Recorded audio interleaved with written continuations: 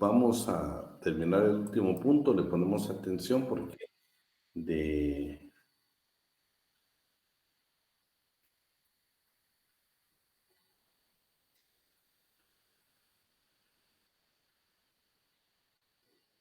Bueno, hay que... Rosita estaba por apoyarnos en un tema, pero tuvo compromisos laborales y lo dejamos para despuesito, para hablar del tema del trabajo. Pero hoy pues vamos a tocar el último punto antes de la evaluación. Vamos a tratar, quisiera yo, de que alguien de ustedes, no sé si le puedo encargar a alguien concretamente, vamos a ver a quién le podemos encargar. ¿Quiénes se apuntan ahí para apoyarnos?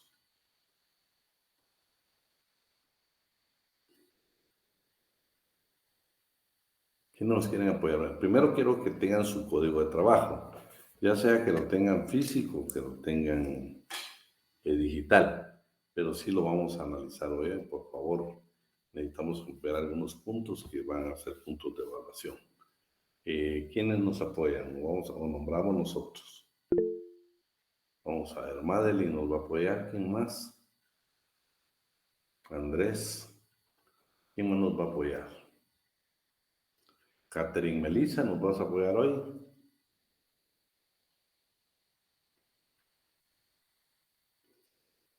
Catherine se lo dejó encendido su pantalla.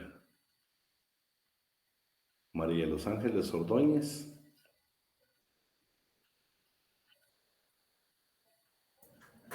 ¿Sí? Nos apoyas hoy con algunos artículos para que tuvieras tu código en la mano. Ok, sí, claro. Muy bien. Vamos a ver. Eddie Fernando, ¿estás por ahí, Eddie?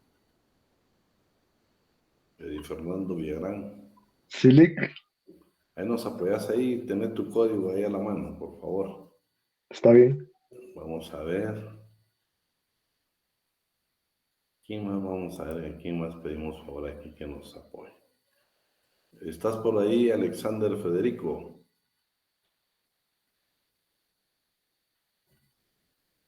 No está. Vamos a ver quién más. Benjamín Isaac, ¿ustedes por ahí?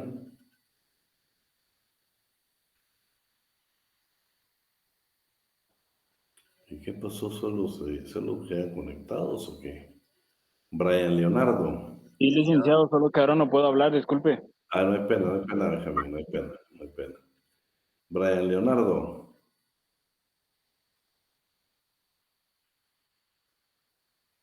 Yo sé que algunos vienen en camino, están en su trabajo, no hay pena, ¿eh? Pero los que puedan, tenemos que participar. Si no, me pongo yo triste ahí que usted solo se conecta y no está ahí presente. Sharon, Alexandra, ¿nos vas a apoyar? Sí, licenciado. Muy bien, 100 puntos, vamos a ver. Vamos a ver quién más. Carlos Pérez. Licenciado, buenas tardes. Buenas tardes. Fíjate que yo todavía voy en camino del trabajo, licenciado. Perdón, estoy escuchando, pero voy en camino y voy manejando, disculpe. Con cuidado, Carlos. Con cuidado. Vamos a ver quién más. Denis Josué.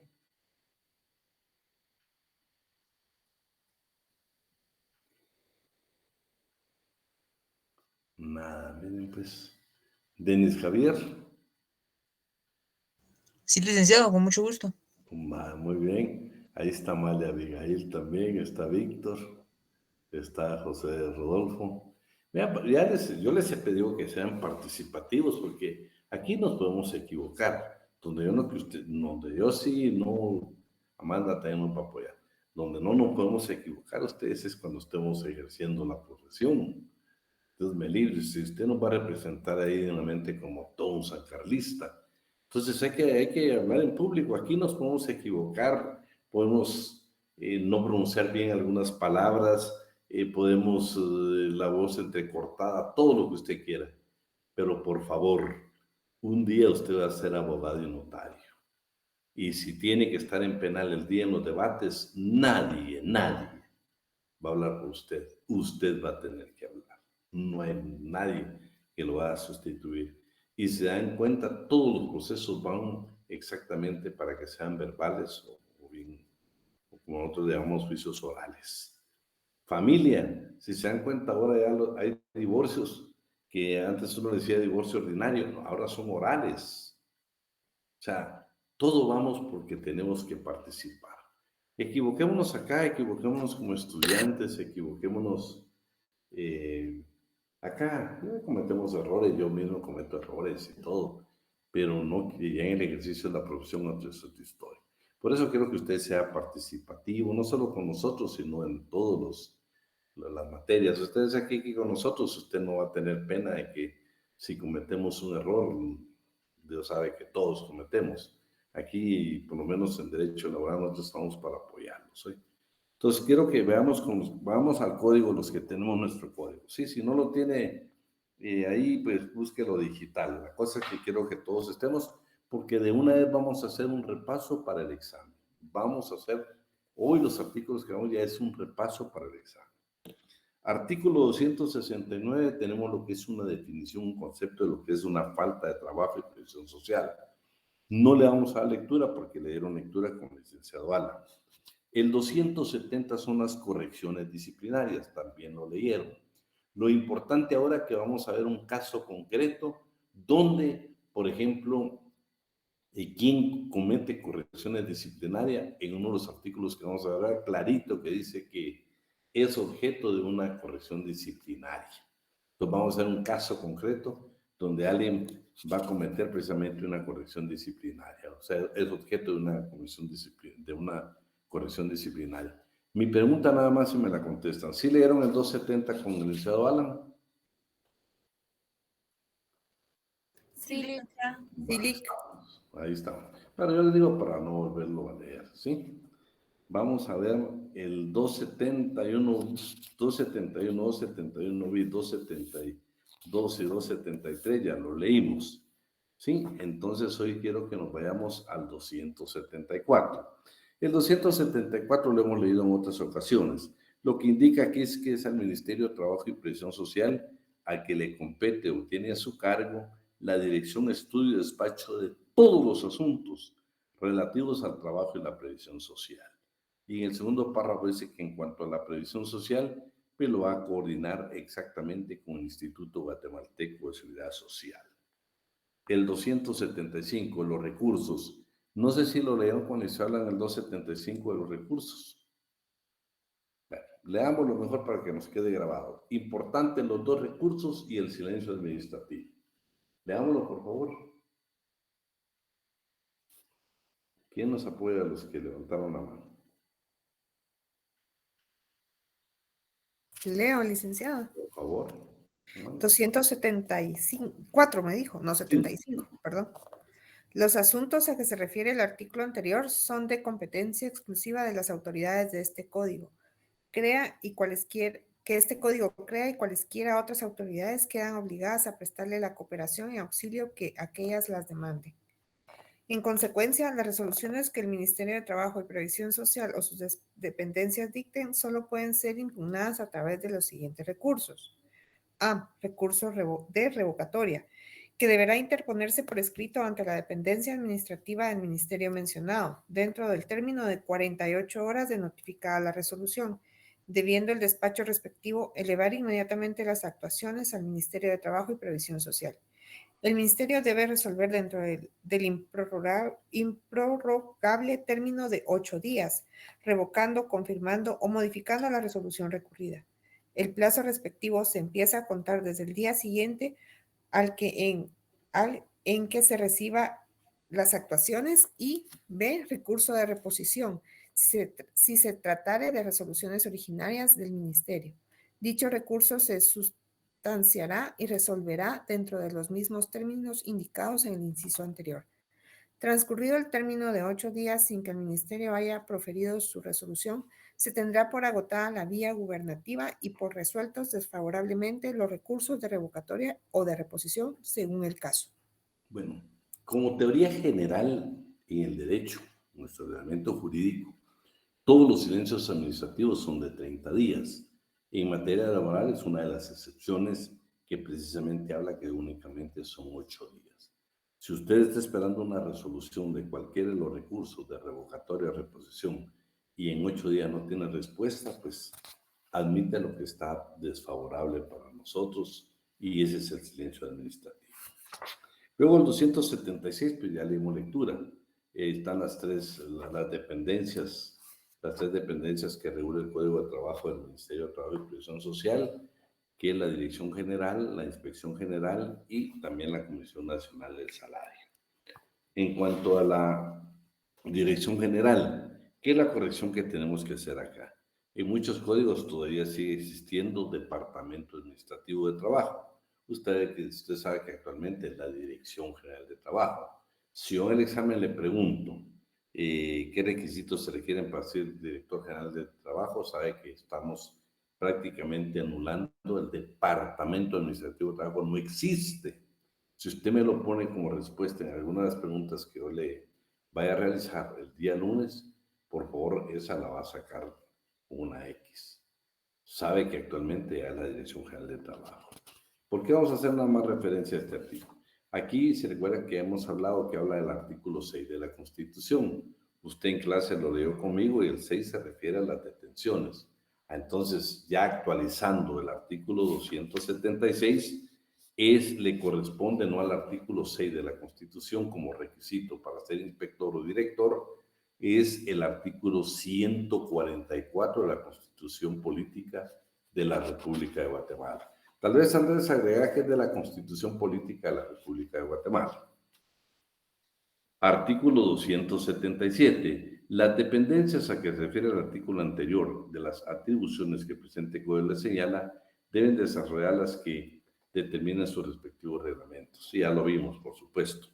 Aparte de todas las funciones y atribuciones que le otorga el código, tanto a la Inspección General de Trabajo como a la Dirección General de Trabajo, están los artículos que leemos lectura y adicionalmente ustedes saben que está la ley orgánica y hay algunos acuerdos gubernativos de todas las obligaciones y en las memorias de labores desarrollamos mejor. La Comisión Nacional de Salario la vimos en una de las memorias de labores exclusivamente en 2019, donde nos hablan muy claro que precisamente qué entidad del Ministerio de Trabajo la preside. Inspección General de Trabajo, artículo 278, le dimos lectura, 279 también, 280 también ya le dimos lectura, 281, el 282 de las denuncias también le dimos lectura. Entonces, por favor, nos vamos al 283. ¿Quién nos apoya con la lectura del 283? Yo puedo apoyarle, Rick. Por favor. Artículo 283. Los conflictos relativos a trabajo y previsión social están sometidos a la jurisdicción privativa de los tribunales de trabajo y previsión social, a quienes compete juzgar y ejecutar lo juzgado. Bueno, los conflictos. Estamos hablando de conflictos jurisdiccionales, porque también hay administrativos y eso le corresponden a las dependencias del Ministerio de Trabajo. Pero aquí estamos hablando ya de los jurisdiccionales. Vean, aunque el artículo 283 nos indique tribunales, usted sabe que la palabra debe ser juzgados de trabajo y previsión social. Y por supuesto, lo que ellos juzgan, pues se tiene como cosa juzgada. No se les olvide que como en todos los derechos, también en derecho laboral, todo prescribe. Si usted, por ejemplo, si Amanda Bobadilla demanda a Andrés como patrono, pero resulta que no es Andrés, sino que es Denis Javier, entonces Amanda, pues si no hace bien su planteamiento a qué patrono va a demandar, puede perder su derecho a indemnización, inclusive a prestaciones, por el transcurso del tiempo. Entonces tenemos que ir claro a quién vamos a demandar y que no se nos olvide que todos los derechos prescriben, todos los derechos, aún en materia laboral prescriben. El 294, acá pues es donde nosotros vamos a entender por qué no existe casación. Aquí únicamente le van a decir que existen las salas, los juzgados y los tribunales de arbitraje y conciliación, que estos son juzgados extraordinarios para hacer los conflictos de carácter económico-social. Alguien que me lee el 284, por favor. De los que levantaron la mano, ¿quiénes nos apoyan? Yo se lo leo, licenciado. Por favor. 284. Clasificación de los tribunales. Los tribunales de trabajo y previsión social son A. Los juzgados de trabajo y previsión social, que para los efectos de este código se llaman simplemente juzgados. B. Los tribunales de conciliación y arbitraje. Y C. Las salas de apelaciones de trabajo y previsión social, que para los efectos de este código se llaman salas. Bueno. Entonces ya nos está corrigiendo el mismo 284, que a partir de hoy, que ya lo conocemos y lo hemos analizado, ustedes y yo nos hemos equivocado y muchas veces decimos tribunales. No, tribunales en materia laboral solo hay de conciliación y arbitraje. Entonces, cada vez que hablemos de tribunales de trabajo, estamos hablando de juzgados de trabajo. Así lo dice este artículo. Y dice, para los efectos de este código, ¿sí? Se llaman simplemente juzgados. Y nosotros a las salas muchas veces damos corte de apelaciones. Entonces ahora estamos muy claros que solo son salas de trabajo y previsión social para efectos de este código. Aquí está claro que no existe la casación, sino en todo caso nos correspondería una acción constitucional de amparo. Pero eso ustedes saben que no es parte de un proceso, sino es lo excepcional. 285, por favor. Caso de la autoridad de causa juzgada. ¿Quién me lo lee, por favor? Artículo 285. Dichos tribunales forman parte del organismo judicial y solicitada su intervención deben actuar de oficio, abreviando en cuanto sea posible la tramitación de los asuntos sometidos a su conocimiento. Sus sentencias firmes tienen autoridad de cosa juzgada. Vean qué interesante. Sentencias firmes. O sea, ya transcurrió el tiempo, usted no presentó apelación, no presentó absolutamente ningún recurso que le procede de conformidad con la ley, ya es cosa juzgada. Ya no se puede reabrir este asunto por las mismas circunstancias o por los mismos hechos. Vamos con el 286. ¿Quién nos apoya? Sí, licenciado. Artículo 286. No pueden ser miembros, funcionarios ni empleados de un tribunal de trabajo y previsión social los que desempeñen o hayan desempeñado en los 3 años anteriores a su nombramiento cargos de dirección o representación judicial o extrajudicial en asociaciones patronales u organizaciones sindicales. Vean, existe prohibición. El día de mañana, que primeramente muchos de ustedes sean jueces de trabajo y previsión social, que no se les olvide el 286. ¿Va? Si usted ha sido precisamente, tiene un nombramiento de algún cargo o ha sido representante, ya sea en forma judicial o extrajudicial, de alguna entidad, representante de patrón, alguna cámara o su coordinador general, el famoso CACIF, y bien alguna organización de carácter sindical. Tiene limitación, claro, tiene un plazo que es de 3 años, 3 años anteriores. Entonces, tiene esa limitante para ser juez o funcionario o empleado de un tribunal o un juzgado, perdón, de trabajo y previsión social. 287. Artículo 287. La aplicación supletoria. En cuanto no contraríen los principios y textos de este título, en la organización de los tribunales de trabajo y previsión social se deben aplicar supletoriamente las disposiciones de la ley constitutiva del organismo judicial. Bueno, acuérdense que el año pasado, el semestre pasado, se recuerdan que yo les puse a ustedes los principios del derecho del trabajo y los principios generales del derecho del trabajo, pero también del derecho común, ¿sí? Esa clase de interpretación que tiene la ley y tiene la doctrina. La ley del organismo judicial tiene sus propios principios y su forma de interpretar la ley. Por supuesto, yo también quiero que este artículo usted ya le adicione ahí a su código y no le deje anotada la ley constitutiva del organismo judicial. Usted sabe que actualmente se llama ley del organismo judicial. Veamos, pues el 288 no lo vamos a ver porque le dimos lectura anteriormente, que es en cuanto a la creación de un juzgado de trabajo y previsión social. El Ministerio de Trabajo en su informe debe de escuchar previamente a la Inspección General de Trabajo. 289. ¿Sí? Aquí la importancia es de que para ser un día juez del trabajo usted precisamente debe conocer asuntos de trabajo, preferentemente. Que yo no sé si se recuerdan, por ejemplo, fue la discusión que se dio con el nombramiento del el magistrado que elige el Consejo Superior Universitario de la Universidad de San Carlos de Guatemala, que dice preferentemente maestro de la universidad, profesor de la universidad. Ese pues es un requisito que le hicieron valer, por lo tanto pues yo creo que es importante también ese requisito, que uno sea especialista en asuntos de trabajo para ser nombrado juez. Y después también, ¿qué pasa, por ejemplo, para ser secretario, para ser notificador? Este código todavía es escribientes, pero ahora son oficiales. Por supuesto, para ser secretario va a ser abogado o estudiante de derecho. Y los notificadores y también los oficiales. Alguien que me lee el 289 para que nos quede grabado. Integración de los juzgados, jueces y secretarios.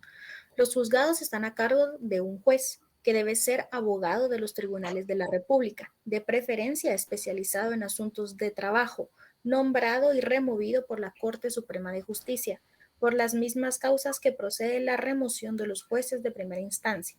Los jueces de trabajo y previsión social deben tener los requisitos que la ley exige para ser juez de primera instancia y gozan de las mismas preeminencias e inmunidades de aquellos.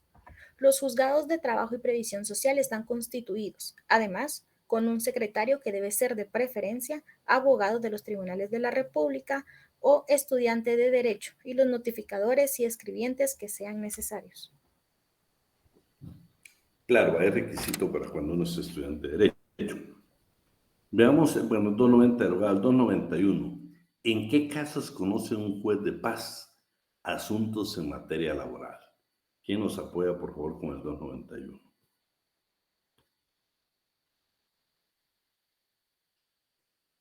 No importa que repitamos. ¿Quién nos apoya? Competencia por razón de cuantía, artículo 291. Los juzgados de paz conocen de todos aquellos conflictos de trabajo cuya cuantía no exceda de 3.000 quetzales. Todos los jueces de paz de la República tienen competencia para conocer en esos conflictos donde no hubiese jueces privativos de trabajo y previsión social. Contra las resoluciones que se dicten, caben los recursos que se establece la presente ley. Bien, entonces ya la apelación hay que saber dónde va a ir si conoce un juez de paz. ¿Cuál es el jurisdiccional? ¿Va? Que es el de instancia, en este caso un juez de trabajo y previsión social. Veamos hoy qué es lo que deben de conocer en sus respectivas jurisdicciones. Son varios incisos hasta el H. Veamos quién nos apoya para que veamos la clase de conflictos que va a conocer y la clase de juicios también. Por favor, Andrés. Artículo 292. Los juzgados de trabajo conocen en primera instancia dentro de sus respectivas jurisdicciones a de todas las diferencias o conflictos individuales o colectivos de carácter jurídico que surjan entre patronos y trabajadores, solo entre aquellos o solo entre estos, derivados de la aplicación de las leyes y reglamentos de trabajo o del contrato de trabajo, o de hechos íntimamente relacionados con él. B. De todos los conflictos colectivos de carácter económico, una vez que constituyan en tribunales de arbitraje, de acuerdo con las disposiciones del capítulo 3 de este título. Tienen también facultad de arreglar en definitiva los mismos conflictos, una vez que se constituyan en tribunales de conciliación, conforme a las referidas disposiciones. C. De todos los juicios que se entablen para obtener la disolución judicial de las organizaciones sindicales y de los conflictos que entre ellas surjan. D. De todas las cuestiones de carácter contencioso que surjan con motivo de la aplicación de las leyes o disposiciones de seguridad social, una vez que la Junta Directiva del Instituto Guatemalteco de Seguridad Social haga el pronunciamiento que corresponda. E. De los procesos contenciosos administrativos de trabajo y previsión social que se interpongan contra las resoluciones que imponen sanciones por parte de la Inspección General de Trabajo por el incumplimiento de la normativa laboral o por la obstrucción a la tarea de inspección, conforme a los artículos 269 al 272 del Código de Trabajo. previo agotamiento del recurso de revocatoria ante la autoridad administrativa competente. F. De todas las cuestiones de trabajo cuya cuantía exceda de 100 quetzales. Para determinar la cuantía, se estará al total de lo reclamado en un mismo juicio, aun cuando se trate de varias prestaciones, sin tomar en consideración para este efecto el monto de los salarios caídos. Y G. De todos los demás asuntos que determina la ley. H.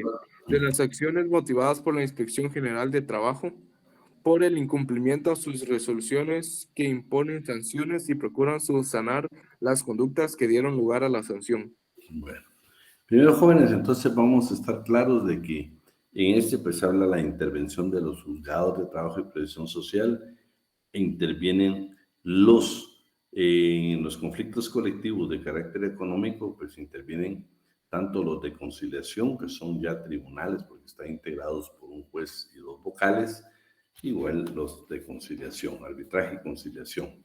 También este artículo nos establece claramente que los asuntos relativos a la seguridad social, todas las resoluciones administrativas que se resuelvan en materia de seguridad social, pues usted debe de acudir primero a un juez de trabajo y previsión social y más adelante vamos a leer que se hace a través de un juicio ordinario.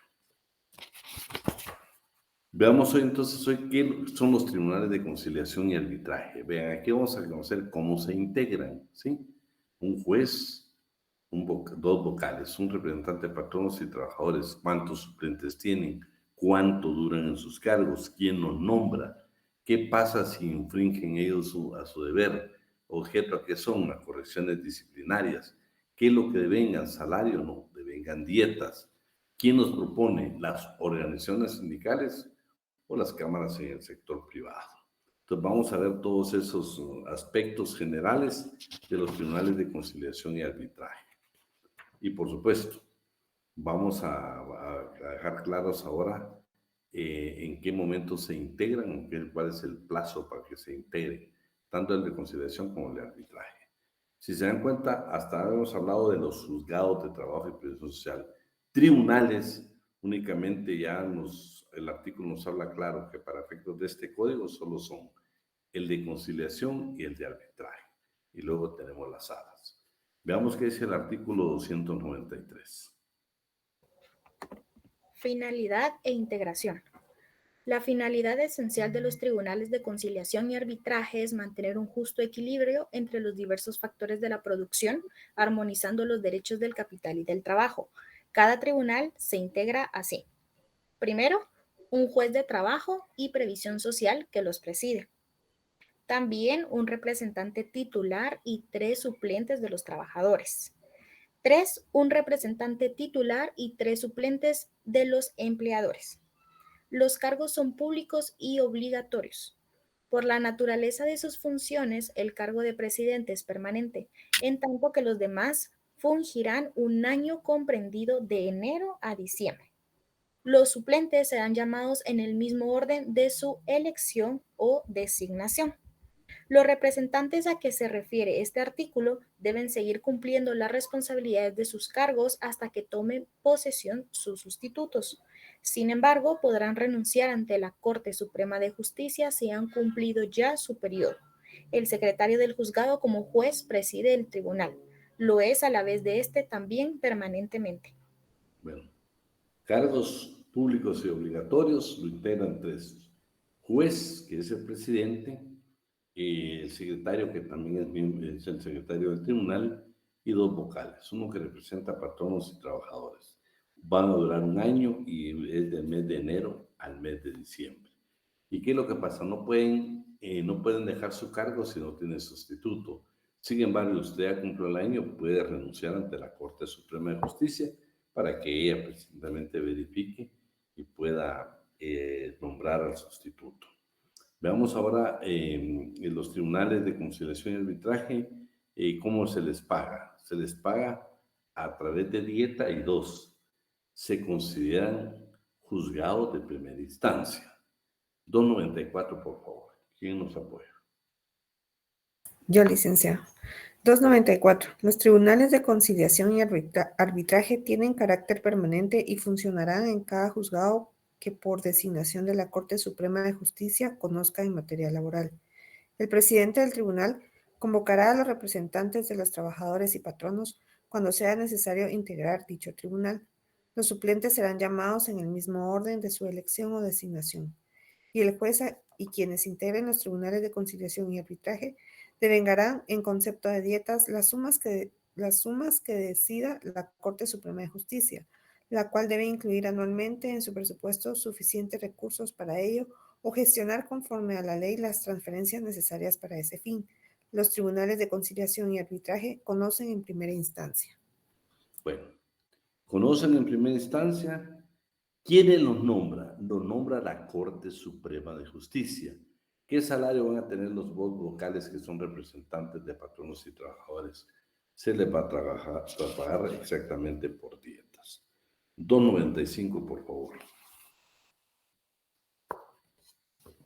¿Quién nos apoya? Formas de integración.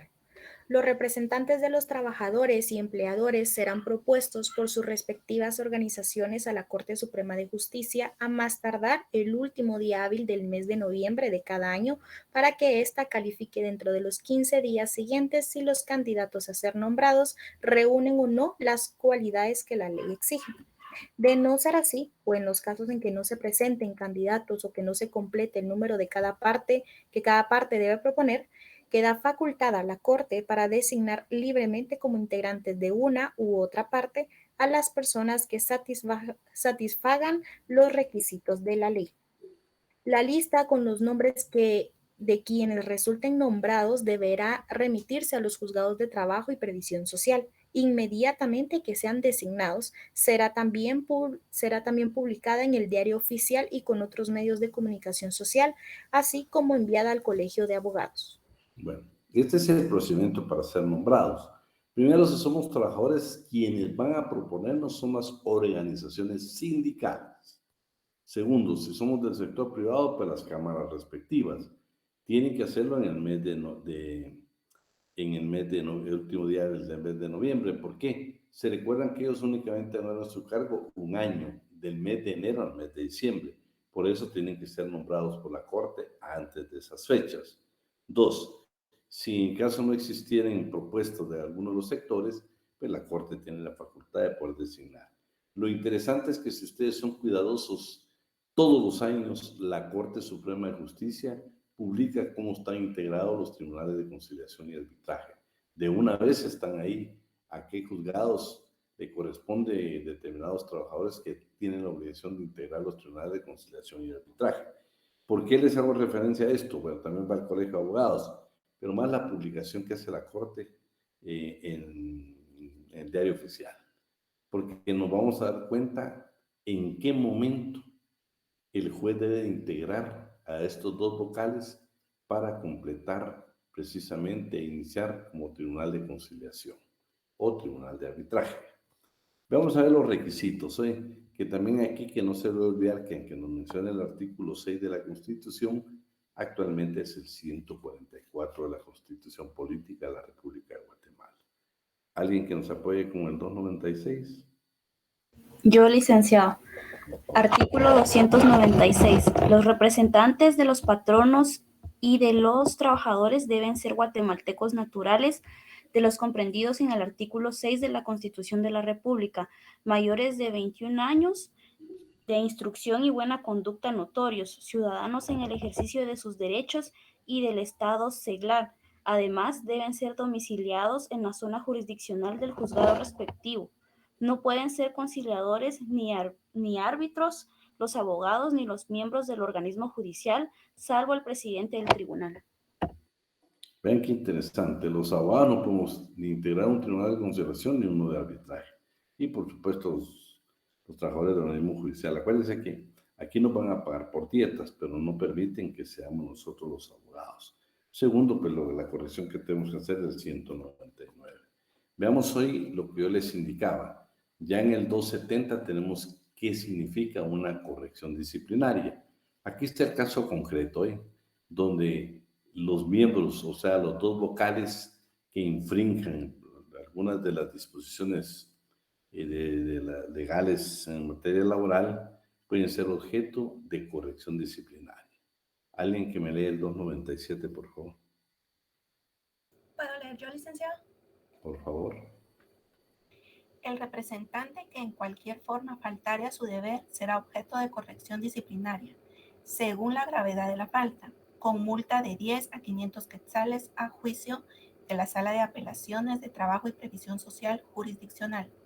Contra esas resoluciones cabe recurso de apelación ante la Corte Suprema de Justicia. Bueno. Resoluciones.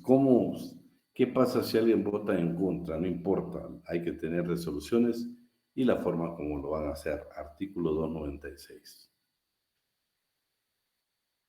298, perdón. ¿Quién lo lee? Yo, licenciado. En los tribunales de conciliación y arbitraje, el presidente es el encargado de dictar las resoluciones de trámite, las que serán firmadas por él y su secretario.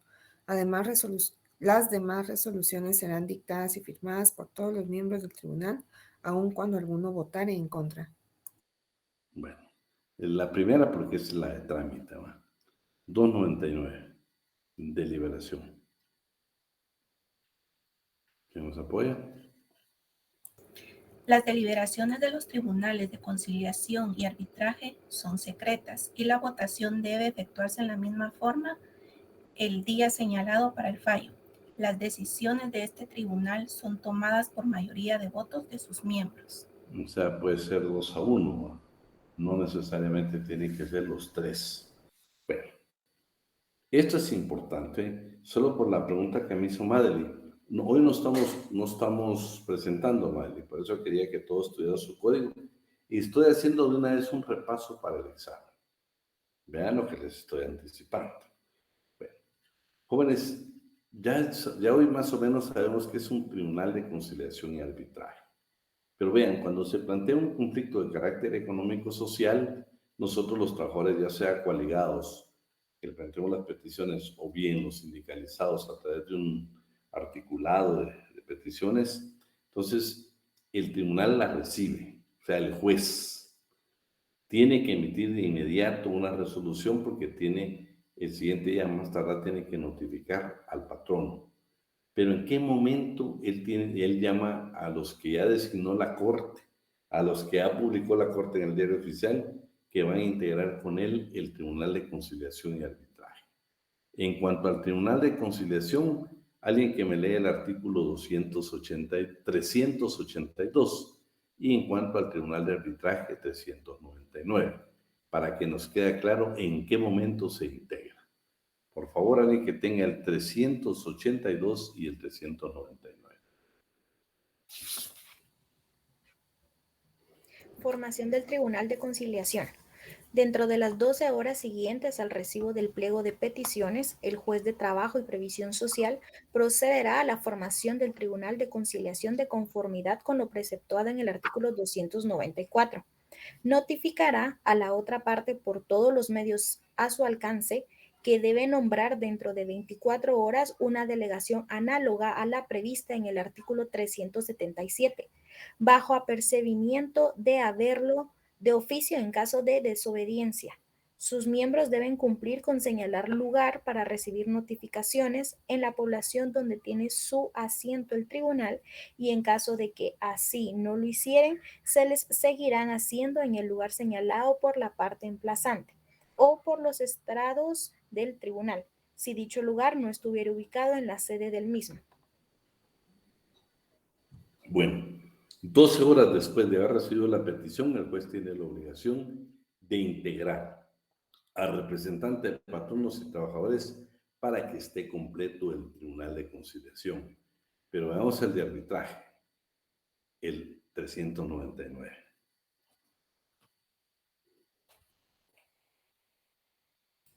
Artículo 399. Integración del Tribunal de Arbitraje. Llenados todos los trámites anteriores, el juez dentro de las 24 horas siguientes procederá a integrar el tribunal. Bueno, entonces, conciliación 12 horas, arbitraje 24 horas. Jóvenes, ubiquémonos ahora en el 414 del Código de Trabajo.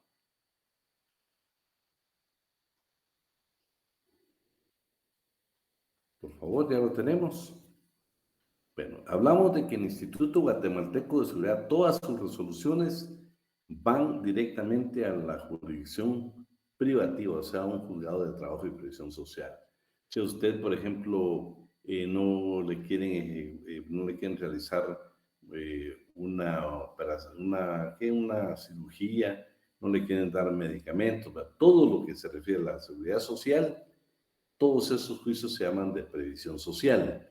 Ya quedamos de que ya leemos un artículo donde todos se discuten. Estamos en el 414 actualmente. Ahí estamos. Entonces, todos esos van a la jurisdicción de un juzgado de trabajo y previsión social, no a otro juzgado, pero a través de un juicio ordinario. Si se recuerdan cuando hablamos de la Dirección de Fomento a la Legalidad Laboral, ahí lo que actuaron fue muchas veces como medidas de urgencia, pero esas son medidas de urgencia, pero todos los juicios ya como tal son juicios ordinarios, todos los de previsión social, todo lo del seguro social es en un juez, con un juez de trabajo y previsión social, y se le denominan juicios de previsión social y todos van en un juicio ordinario. Veamos qué dice el 414. Artículo 414. Si requerido el Instituto Guatemalteco de Seguridad Social para el pago de un beneficio se niega formalmente y en definitiva, debe demandarse a aquel por el procedimiento establecido en el juicio ordinario de trabajo previsto en el presente código. Ahí estamos muy bien claro. 415, creo que ya leímos lectura anteriormente cuando yo les hice ver las funciones de la Inspección General de Trabajo.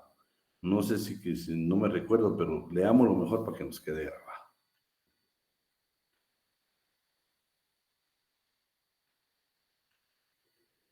Por favor. El Ministerio de Trabajo y Previsión Social, a través de la Inspección General del Trabajo, tiene acción directa para promover y resolver acciones por las faltas cometidas contra las leyes de trabajo y previsión social, conforme el artículo 281 de este Código. Agotada la vía administrativa que condene al sujeto considerado infractor de la norma de trabajo y previsión social o por obstruir la labor de la inspección, después de haber interpuesto el recurso que se encuentra normado en el artículo 275 del Código, este podrá promover el proceso contencioso administrativo de trabajo y previsión social establecido en el artículo 417 ante el Juzgado de Trabajo y Previsión Social de la zona jurisdiccional a que corresponda el lugar de ejecución del trabajo, dentro de los 20 días hábiles siguientes a la notificación de la resolución del recurso de revocatoria. La demanda en el proceso contencioso administrativo de trabajo y previsión social deberá contener los mismos requisitos establecidos en el artículo 332 de este Código. En caso la infracción se refiera al incumplimiento de normas relativas a condiciones generales mínimas de empleo, trabajo, salud y seguridad ocupacional previstas en la legislación del trabajo y previsión social, para el planteamiento de esta acción, el infractor deberá acreditar haber adoptado las medidas que garanticen el cumplimiento de la normativa laboral. Bueno, estamos ahí y también aparece lo del proceso contencioso administrativo de trabajo y previsión social que vieron con el licenciado Alan. 416.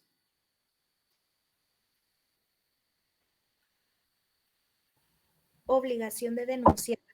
Están obligados a denunciar sin que por ello incurran en responsabilidad a las autoridades judiciales, políticas o de trabajo que en el ejercicio de sus funciones tuvieran conocimiento de alguna infracción a las leyes de trabajo o previsión social, y B, todos los particulares que tuvieran conocimiento de una falta cometida por infracción a las disposiciones prohibitivas de este código.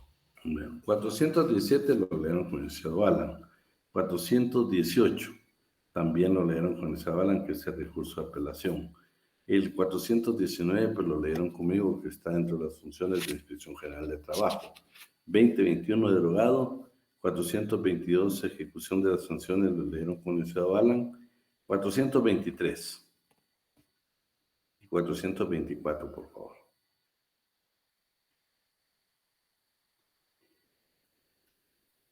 Artículo 423. En caso de insolvencia, la sanción debe convertirse en prisión simple, en la forma que establece el Código Penal 424.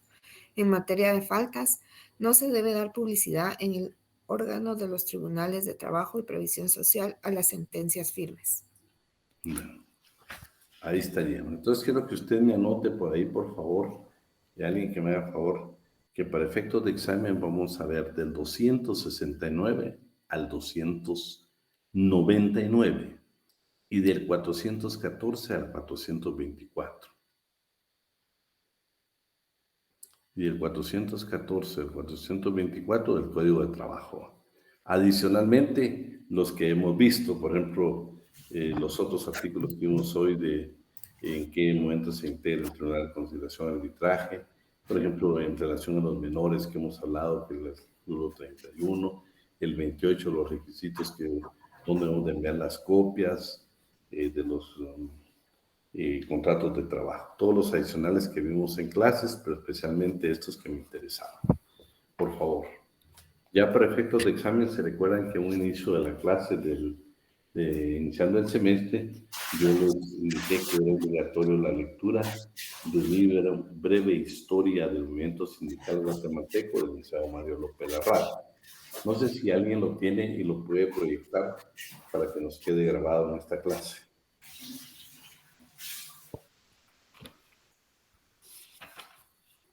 Alguien que lo tenga por ahí para que nos quede grabado.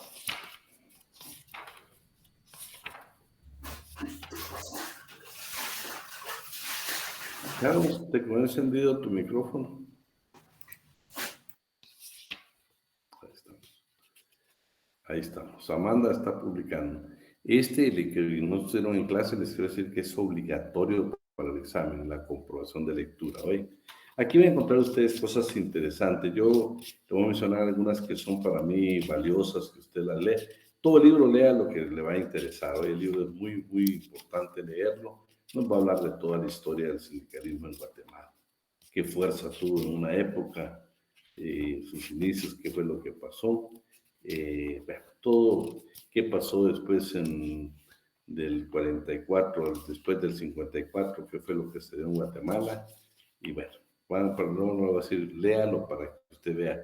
El libro siempre léalo como que fuera una historia que a usted le fascina y le interesa cómo es el final. Así tenemos que leer los libros, pero si lo leemos por leerlos, pues es de lo más aburrido que podemos encontrar. No todo libro para leerlo, usted tiene que llegar a la conclusión de decir, bueno, ¿cómo termina esto? ¿Cómo termina? Por ejemplo, nosotros en la casa nos gusta ver, por ejemplo, investigación criminal o un programa que se llama Séptimo Día, y lo fascinante es cómo fueron las circunstancias, pero cómo termina, ¿sí? ¿Cómo termina? Este libro es igual, por favor. Va a hablar de cada época. Por ejemplo, dentro de las etapas de las mutualistas, les va a hablar ahí que, por ejemplo, en Guatemala ya apareció, por ejemplo, el porvenir de los obreros en 1894. También aparece la maternidad obrera y la sociedad joaquina. Que yo le hice el comentario que buscara por qué le llamaban sociedad joaquina. Y dice que lleva el nombre en memoria de la madre del dictador Estrada Cabrera. Luego también les quiero decir que ya se dieron los albañiles, los tipógrafos como artesanos y albañiles, que si ustedes lo vimos nosotros, cómo se dio en Europa precisamente después del proceso de industrialización, cómo los trabajadores lograron organizarse inicialmente mutualistas, después coaligados y por último con sindicatos.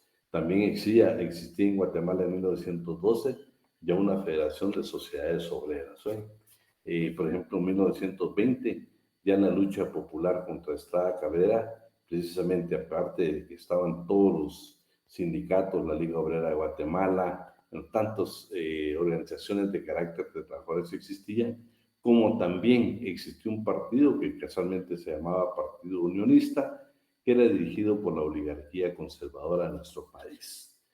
También, por ejemplo, le va a parecer de que en el periodo déjeme ver de qué año estamos hablando, del 45, antes del 45 fue, donde va a haber una parte ahí que dice que en materia del derecho laboral era tan deplorable lo que se refería al derecho laboral, que en Guatemala precisamente fue en el Código Civil donde se regularon las relaciones laborales, especialmente el contrato de locación de servicios.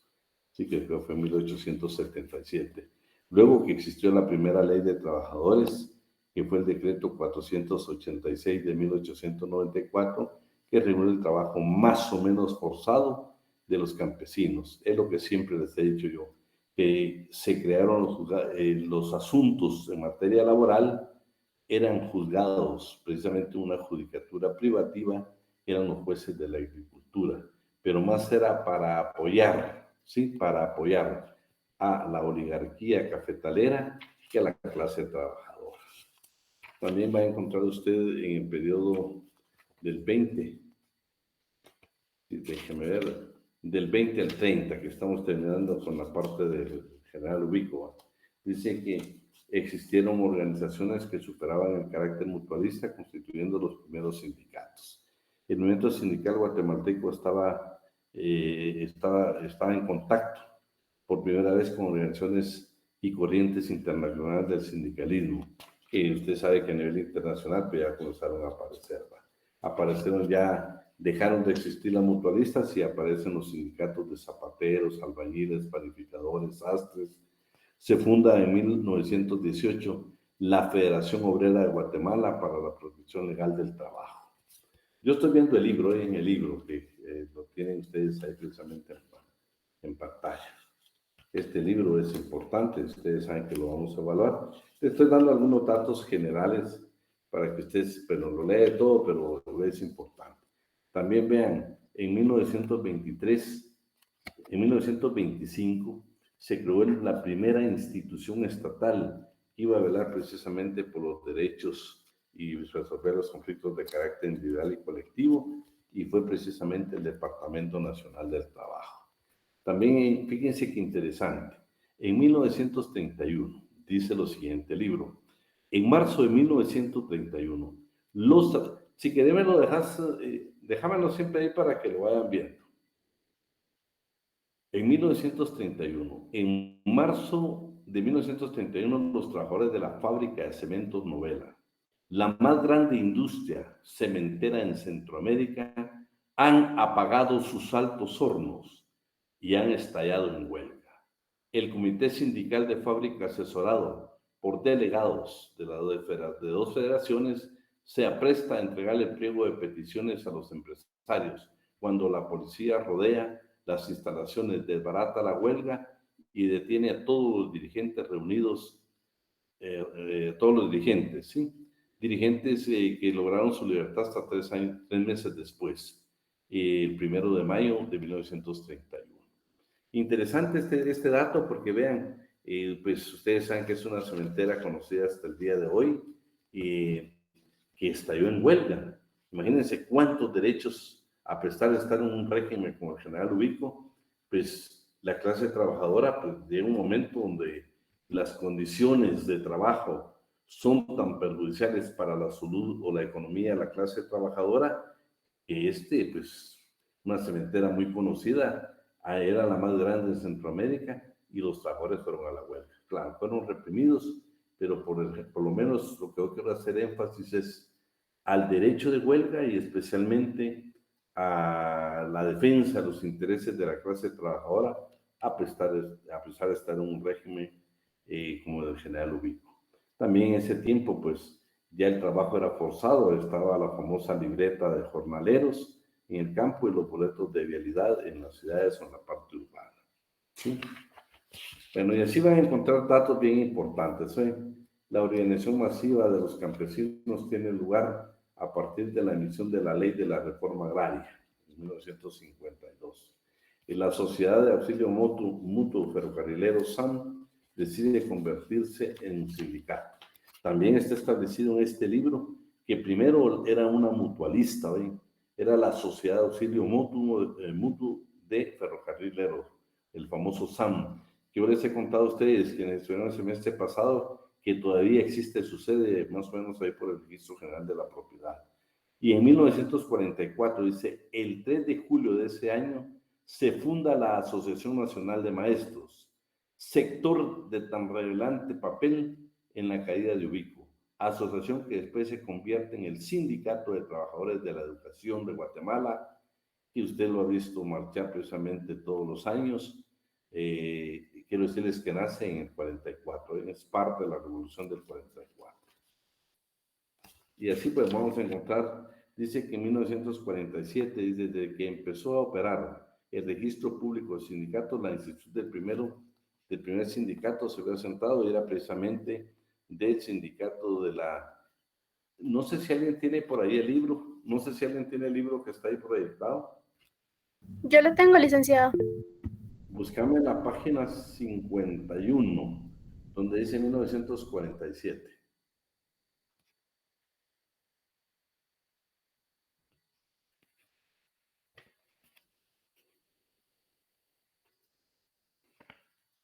Ahí está. Léetelo para que nos quede grabado. Desde que empezó a operar el registro público de sindicatos, la inscripción número 1, asentada el 9 de junio de 1947, corresponde al sindicato de la empresa de trabajadores de la Unity Fruit Company, Setufuco, y la última corresponde con el número 517, al sindicato de trabajadores agrícolas de la aldea Saxuy de San José, Zacatepeques, asentada en el libro 10, el 25 de junio de 1954. En el último... Hasta ahí. Vean qué interesante, ¿sí? Porque si usted pide ahora, no le hablan precisamente de esta entidad de carácter internacional, de una firma norteamericana, sino que actualmente le hablan como que fuera la actual bananera. O sea, modificaron el registro público de sindicatos, pero realmente esta es la verdadera historia en 1947 del registro público de sindicatos. Pero usted pide y le van a dar información parecida, pero esta es la verdadera historia que narra Mario López Larraín. Miremos en 1948.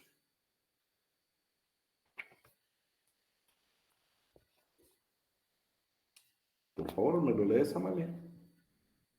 Hoy, la contratación colectiva introducida en Guatemala por el Código de Trabajo encuentra su primera aplicación en la historia laboral del país, con la negociación del primer pacto colectivo de condiciones de trabajo, suscrito el 5 de mayo de 1948, entre el SAMP y la International Railways of Central America, entre paréntesis, CIRCA.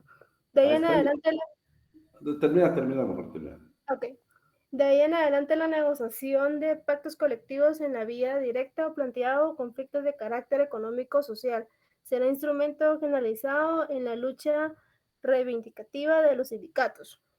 Bueno, yo les quiero decir que, miren qué importante, el primer pacto colectivo de condiciones de trabajo en Guatemala fue precisamente en el ferrocarril. Yo tuve la dicha, se lo digo, que yo tengo el tercer pacto que discutieron precisamente este sindicato de ferrocarrileros. Tuve la bendición de que mi señor padre fue dirigente sindical precisamente del SAM. Veamos 1946. Más adelante está. Ahí estamos. El primer párrafo, por favor. Unión Sindical de Guatemala, USG. El 23 de enero de 1946, los 10 sindicatos que formaron la UCG y el Sindicato de Acción y Mejoramiento Ferrocarrilero, SAMF, constituyen otra nueva central, la Federación Sindical de Guatemala, FSG. Su primer secretario general fue Arturo Morales Cubas. Bueno, hasta ahí. No sé si puedes adelantarte y buscarme 1953.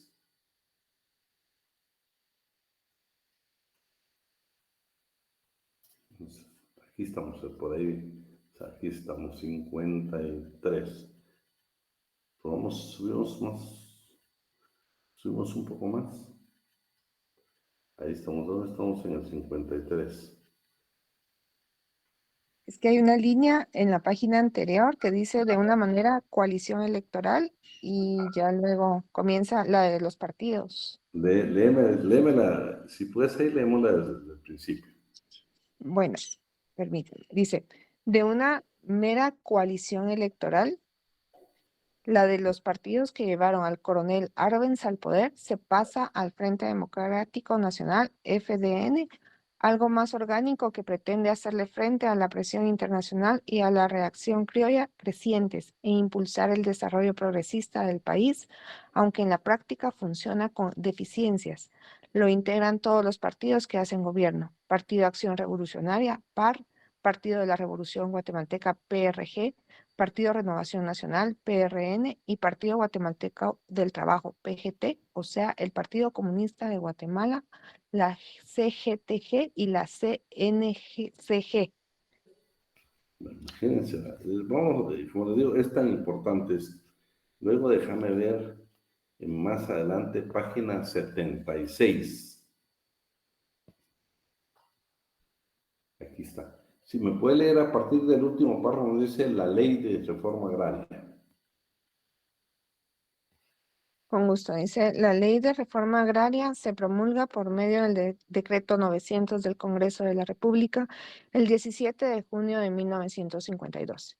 Tiene como objetivos la necesidad de realizar un cambio sustancial en las relaciones de propiedad y en el de las formas de explotación de la tierra, como medida para superar el atraso económico de Guatemala, por estar aquella concentrada en pocas manos. Pero tan importante como la promulgación de estas leyes resulta el echarlas a caminar por los organismos encargados de aplicarlas.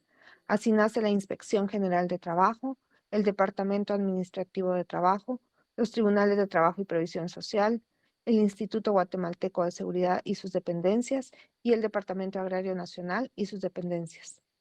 Hostilidad de patronos y propietarios, inexperiencia. Dejémoslo ahí. Yo quisiera después que te fueras. Hay datos más importantes, ¿verdad? Pero estamos leyendo para mí lo más elemental, ¿verdad? Y por eso quiero que lea. 1956, está en la página 100.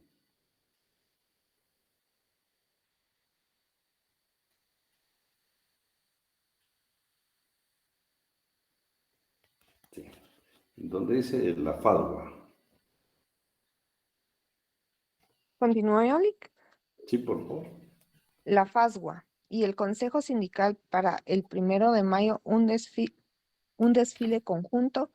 Castillo Armas lo ha financiado para ir mejorando su imagen antiobrera. En el transcurso del desfile, universitarios y trabajadores arrebatan los cartelones oficialistas y los sustituyen por otros combativos. En el mitin se realiza en el Parque Centenario. El ministro de Trabajo del régimen, Manuel Villacorta Bielman, es acallado a gritos y silbidos y se adueñan del mismo improvisados dirigentes antigobernistas. Constituye esta la primera manifestación de repulsa pública del movimiento obrero organizado al régimen de Castillo Armas. Ahora quiero que te veas a 1958, página 102. Pese a los buenos augurios de Romualdi, a 4 años de la caída del segundo gobierno revolucionario, la situación del movimiento sindical en Guatemala continúa bien precaria.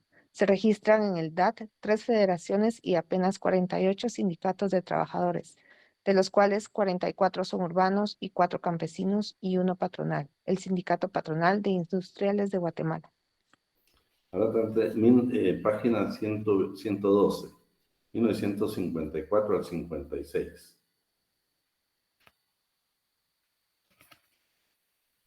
En los primeros años de la contrarrevolución, la represión a la clase trabajadora es tan severa que prácticamente no se registra un solo conflicto colectivo. Ahora andate a 1962, página 114. Léete eso. En marzo de este año, el gobierno de Dígoras Fuentes reprime a estudiantes universitarios que preparaban los festejos de la huelga de Dolores. Crítica bufa a los gobiernos y clases dominantes, con saldo de 4 estudiantes muertos. El movimiento de protesta se extiende a toda la Universidad de San Carlos, a los estudiantes de la secundaria y luego a ciertas organizaciones sindicales y clase trabajadora, convirtiéndose en un amplio movimiento de lucha popular espontánea e improvisada que se conoce con el nombre de Jornada Cívica de marzo y abril de 1962, que culmina con un represivo estado de sitio y muchos muertos y heridos y encarcelados, poniendo en apuros la estabilidad del régimen y dejándolo sumamente deteriorado. El SANF... No, ahí ejemplo, andate a la página 128.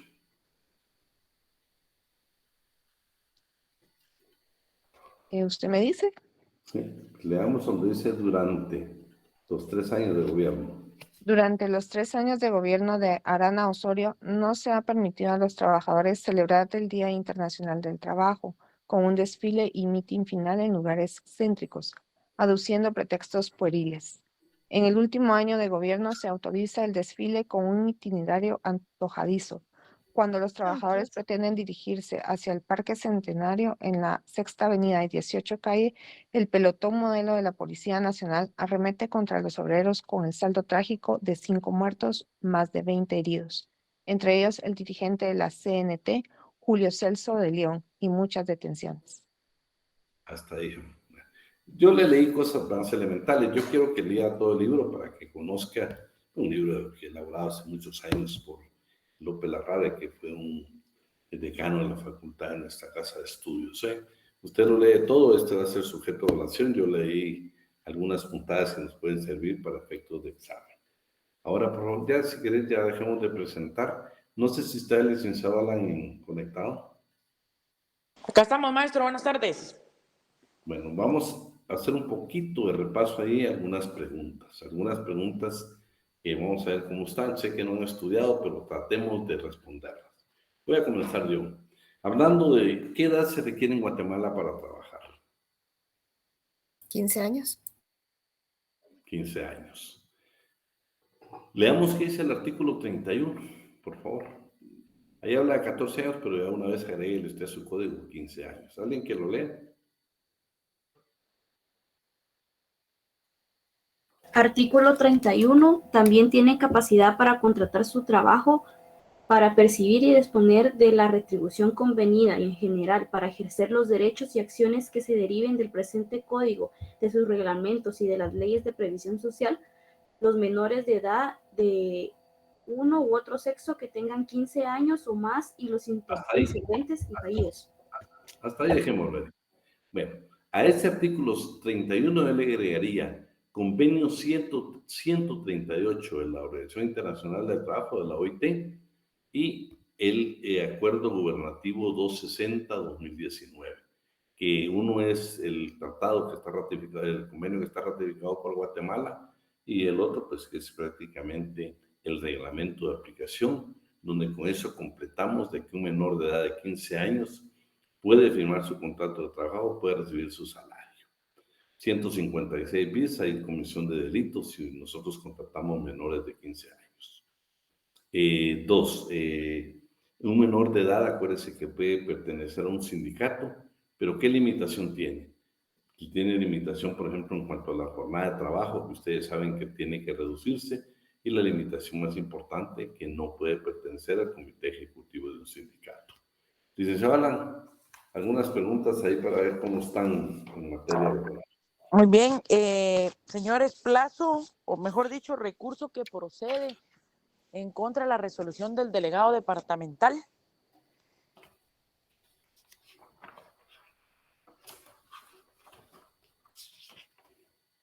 Revocatoria, Lic.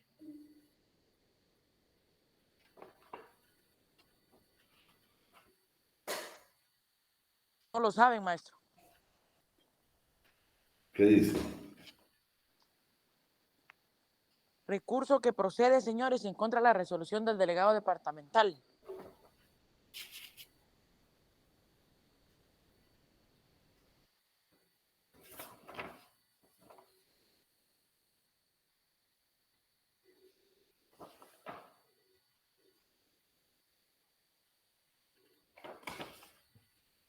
Plazo que tengo para promover el proceso contencioso.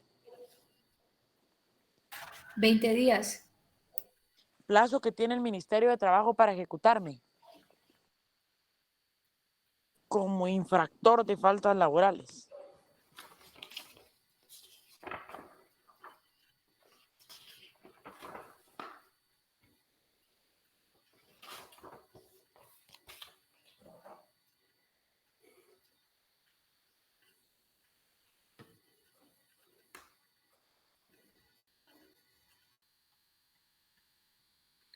¿3 meses?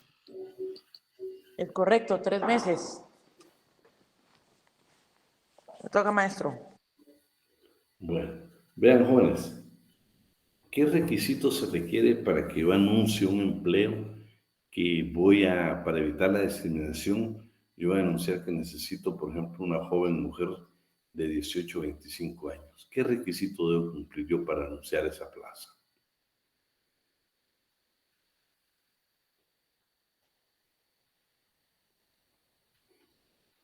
Debe solicitar la autorización ante la Inspección General de Trabajo y la Oficina Nacional de la Mujer. Muy bien, Sofía, muy bien.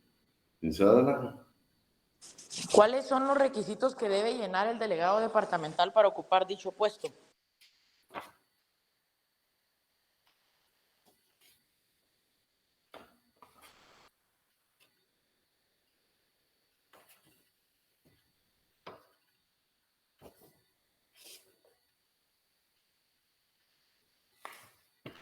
Señores, requisitos para ser delegado departamental.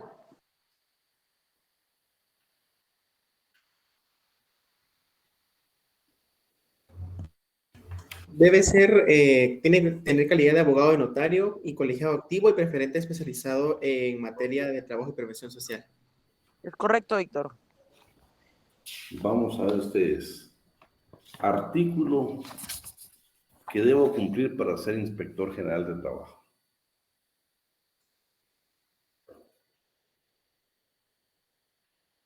¿Qué artículo constitucional debo cumplir? El 144. 144. Sí, ahí estamos bien, ¿no? No es el 6, sino el 144. Sí. Licenciada, ¿Cuál es el recurso que procede en contra de la sentencia de un juez de trabajo en el contencioso?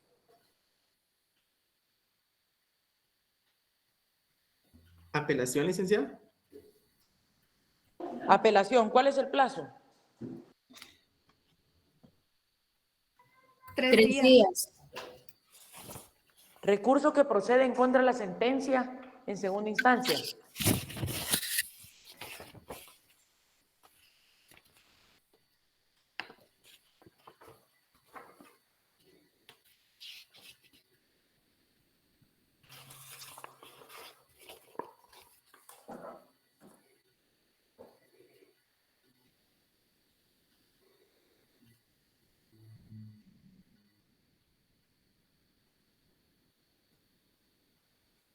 bueno, sabemos de que todavía pues quedan unos días para estudiar, pero no se olvide que es el lunes el examen, ¿no? Es el lunes. No estar confiado el fin de semana haciendo otras actividades, estudie. Recuérdese que sí, usted puede decir ya estoy lista, pero mejor si se prepara aún más para tener un mejor promedio. Vamos a ver. Y cuando se elaboran los contratos de trabajo tienen que ser en 3 ejemplares, uno para cada parte, uno para patrón o trabajador, y el otro ¿dónde se envía? ¿A qué dependencia del Ministerio de Trabajo? Dime, Carla, no te escuché. ¿A qué dependencia del Ministerio de Trabajo se tiene que enviar la otra copia?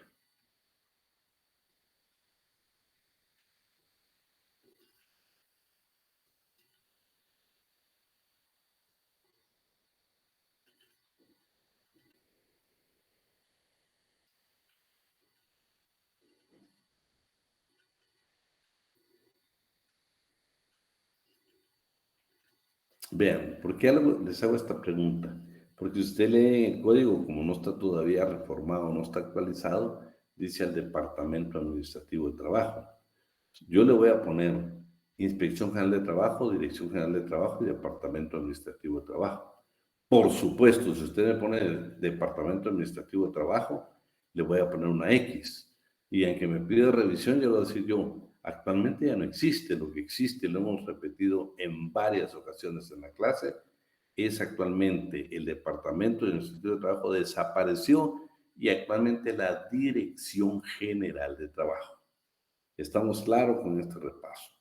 La última pregunta, licenciada. Muy bien. ¿Cuál es el beneficio que tengo de pagar la multa en el plazo de los 5 días? 50% menos de, bueno, reducción de la multa, ¿no? Va muy bien, Sofía, está pila, Lic. Sofía creo que es la única que se ganó un café. Sí, sí, sí. Sí, bueno, jóvenes, lo vamos a dejar hasta ahí para que tengan unos minutos de descanso.